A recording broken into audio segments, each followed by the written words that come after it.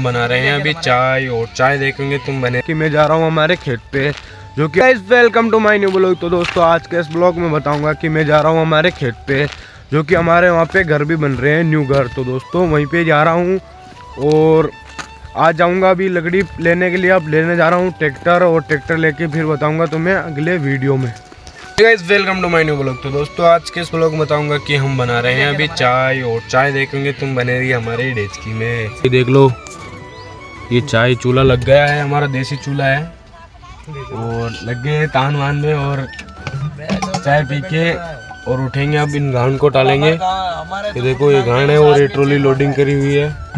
ठीक है दोस्तों, मिलते हैं अगली वीडियो में। दोस्तों ये लग गई है चाय, देखो दूध गर्म हो रहा है अभी हमारे यहाँ पे, दूध हो रहा है गरम, और ये हमारा ट्रैक्टर है। हाँ गाइस सब्सक्राइब करो।